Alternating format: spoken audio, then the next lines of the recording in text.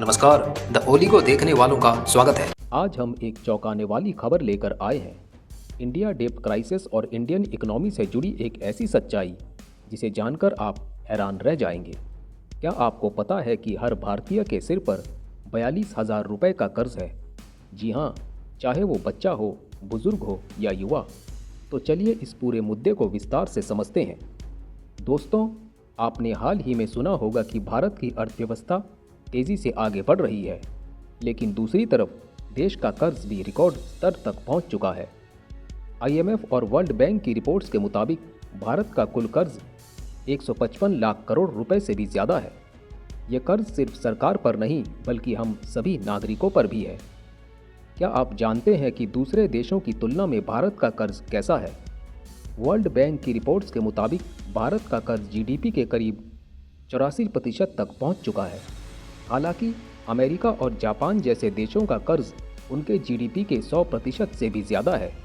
लेकिन फ़र्क यह है कि उन देशों की अर्थव्यवस्था इतनी मजबूत है कि वे आसानी से इस कर्ज को संभाल लेते हैं। भारत को भी अपनी आर्थिक नीति को सुधारते हुए इन देशों से सीखने की ज़रूरत है। अब सवाल यह है कि हर नागरिक पर 42,000 रुपये का कर्ज कैसे आता है? इसका सीधा गणित यह है कि देश की पूरी जनसंख्या को अगर इस कुल कर्ज में बांटा जाए तो ये आंकड़ा 42,000 रुपये प्रति व्यक्ति निकलता है। इसका मतलब हर बार जब कोई बच्चा पैदा होता है तो 42,000 रुपये के कर्ज के साथ दुनिया में आता है। विशेषज्ञों का कहना है कि सरकार की कुछ नीतियां जैसे कि भारी इंफ्रास्ट्रक्चर प्रोजेक्ट्स, सब्सिडीज और लोन वेवर्स इस कर्ज को बढ़ाने में मुख्य भूमिका निभा रही है।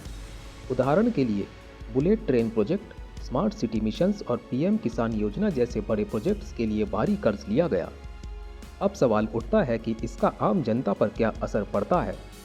जब सरकार कर्ज लेती है तो उसे चुकाने के लिए टैक्स बढ़ाना पड़ता है।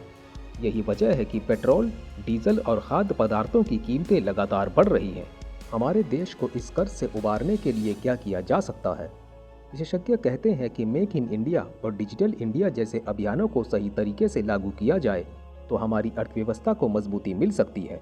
साथ ही फिजूल खर्ची पर रोक लगाकर और टैक्स सिस्टम को सुधारकर हम कर्ज का बोझ कम कर सकते हैं। तो यह थी आज की विस्तृत रिपोर्ट जिसमें हमने जाना इंडिया डेब्ट क्राइसिस का असली सच। क्या आपको लगता है कि सरकार सही दिशा में कदम उठा रही है या इसमें बदलाव की ज़रूरत है? अपनी राय कमेंट्स में ज़रूर दें। शेयर और सब्सक्राइब करना ना भूलें, क्योंकि यहाँ आपको मिलती है सबसे सटीक ज़रूरी खबरें। मिलते हैं अगले वीडियो में, तब तक के लिए जय हिंद, जय भारत। आपका कीमती समय देने के लिए धन्यवाद।